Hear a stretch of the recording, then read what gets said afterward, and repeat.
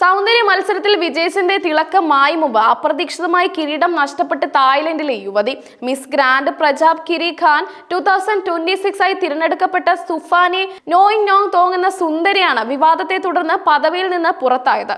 കിരീടം ചൂടി ഒരു ദിവസത്തിന് ശേഷം യുവതിയുടെ അശ്ലീല വീഡിയോകളും സ്വകാര്യ ദൃശ്യങ്ങളും ഓൺലൈനിൽ പ്രചരിച്ചതാണ് സംഭവങ്ങൾക്ക് വഴിവെച്ചത്. സൗന്ദര്യ മത്സരത്തിൽ തന്റെ ജില്ലയെ പ്രതിനിധീകരിക്കാനുള്ള അവസരവും അതിലൂടെ മിസ് ഗ്രാൻഡ് തായ്ലൻഡ് മത്സരത്തിൽ പങ്കെടുക്കാനുള്ള സാധ്യതയുമാണ് ഈ ഒറ്റ ദിവസം കൊണ്ട് സുഫാനയ്ക്ക് നഷ്ടമായത്. ബേബി എന്ന ഓമന പേരിൽ അറിയപ്പെട്ടിരുന്ന സുഫാനെ നോയിങ് നോയിങ് തോങ് രാജ്യത്തെ സൗന്ദര്യ മത്സരങ്ങളുടെ ചരിത്രത്തിൽ അപൂർവമായ ഒരു വിവാദത്തിന്റെ കേന്ദ്ര ബിന്ദുവായി മാറുകയായിരുന്നു. സുഫാനയുടെ കിരീടധാരണത്തിന് തൊട്ടു പിന്നാലെയാണ് ഓൺലൈൻ പ്ലാറ്റ്ഫോമുകളിലും സാമൂഹിക മാധ്യമങ്ങളിലും യുവതിയുടെ സ്വകാര്യ വീഡിയോകൾ അതിവേഗം പ്രചരിച്ചത്. സെക്സ് ടോയ് ഉപയോഗിക്കുന്നതിന്റെ, ഈ സിഗരറ്റ് വലിക്കുന്നതിന്റെ, അടിവസ്ത്രം ധരിച്ച് നൃത്തം ചെയ്യുന്നതിന്റെ ദൃശ്യങ്ങൾ വരെ പുറത്തു വന്നു. മത്സരം നടക്കുന്നതിന് മുൻപ് യുവതി നടത്തിയ ഫോട്ടോഷൂട്ടുകൾ ഉൾപ്പെടെയുള്ള ദൃശ്യങ്ങളും ചോർന്നവയിൽ ഉൾപ്പെടുന്നു. ഈ ദൃശ്യങ്ങളിൽ ഭൂരിഭാഗവും യുവതിയുടെ അനുമതി ഇല്ലാതെയാണ് ഓൺലൈനിൽ പ്രചരിപ്പിക്കപ്പെട്ടതെന്നാണ് റിപ്പോർട്ടുകൾ സൂചിപ്പിക്കുന്നത്. ഒരു സൗന്ദര്യ റാണിയുടെ പദവിയിൽ ഇരിക്കുമ്പോൾ ഇത്തരം ദൃശ്യങ്ങൾ പൊതുസമൂഹത്തിൽ പ്രചരിക്കുന്നത് മത്സരത്തിന്റെ അന്തസ്സിന് കോട്ടം വരുത്തി. സുഫാനയുടെ വീഡിയോകൾ ശ്രദ്ധയിൽപ്പെട്ടതോടെ മത്സരത്തിന്റെ സംഘാടകർ കടുത്ത നിലപാട് സ്വീകരിച്ചു. സൗന്ദര്യ മത്സരത്തിന്റെ മൂല്യങ്ങളുമായി പൊരുത്തപ്പെടാനാകാത്ത പ്രവർത്തികളാണ് യുവതിയുടെ ഭാഗത്ത് നിന്ന് ഉണ്ടായത് എന്ന് അവർ വിശദീകരിച്ചു. മത്സരാർത്ഥികൾ പാലിക്കേണ്ട മാർഗനിർദ്ദേശങ്ങൾക്കും അടിസ്ഥാന തത്വങ്ങൾക്കും വിരുദ്ധമായതിനാലാണ് കിരീടം റദ്ദാക്കാൻ തീരുമാനിച്ചതെന്നും സംഘാടകർ കൂട്ടിച്ചേർത്തു.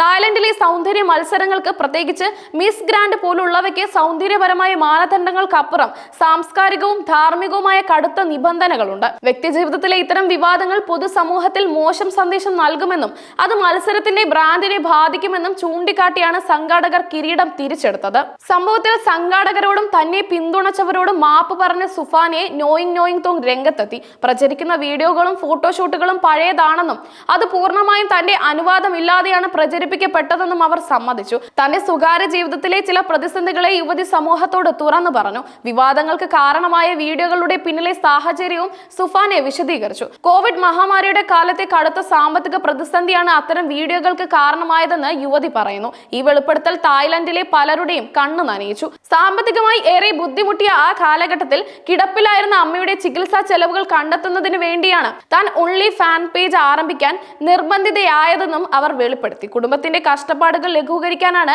ഈ വഴി സ്വീകരിച്ചതെന്ന യുവതിയുടെ വിശദീകരണം പൊതുസമൂഹത്തിൽ ഒരു സഹപാത തരംഗം സൃഷ്ടിച്ചു.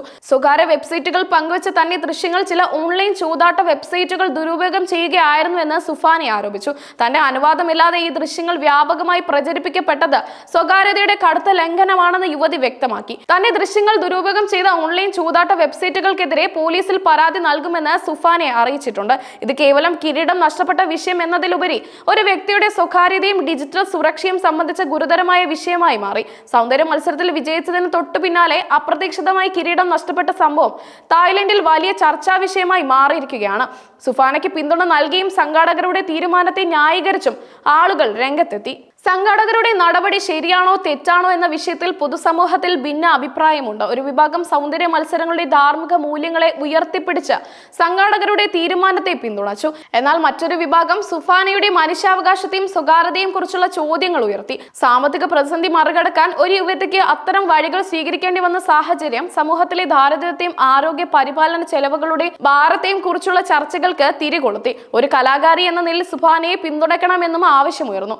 ഈ സംഭവത്തിന് സമാനമായ രീതിയിൽ ലോകത്തിലെ ഏറ്റവും പ്രായം കൂടിയ വ്യക്തിയായിരുന്ന മരിയ ബ്രന്യാസ് മെറോറയുടെ ദീർഘായുസിന്റെ രഹസ്യം തേടിയുള്ള ഗവേഷകരുടെ പഠനവും അടുത്തിടെ ശ്രദ്ധ നേടിയിരുന്നു. ആ വാർത്തയിൽ വ്യക്തിപരമായ തിരഞ്ഞെടുപ്പുകൾക്ക് എത്രത്തോളം പ്രാധാന്യമുണ്ടെന്ന് ശാസ്ത്രീയമായി തെളിയിച്ചു. ഇവിടെ സുഫാനയുടെ ജീവിതത്തിലെ തിരഞ്ഞെടുപ്പുകളാണ് വിവാദമായത്. സൗന്ദര്യ മത്സരത്തിൽ വിജയിക്കുന്നവർക്ക് സമൂഹത്തിൽ ഒരു പ്രത്യേക പദവിയും ഉത്തരവാദിത്വവും ഉണ്ടെന്നാണ് പൊതുവെയുള്ള ധാരണ. എന്നാൽ ഒരു വ്യക്തിയുടെ ഭൂതകാലത്തെയും സ്വകാര്യ തിരഞ്ഞെടുപ്പുകളെയും മുൻനിർത്തി അവരുടെ പൊതുജീവിതം റദ്ദാക്കുന്നത് എത്രത്തോളം നീതിയുക്തമാണ് എന്ന ചോദ്യം ശക്തമായി ഉയരുന്നു. സുഫാനയ്ക്ക് നഷ്ടപ്പെട്ടത് ഒരു കിരീടം മാത്രമല്ല, മിസ് ഗ്രാൻഡ് തായ്ലൻഡ് പോലുള്ള ഒരു വലിയ ദേശീയ പ്ലാറ്റ്ഫോമിൽ പങ്കെടുക്കാനുള്ള അവസരം കൂടിയാണ്.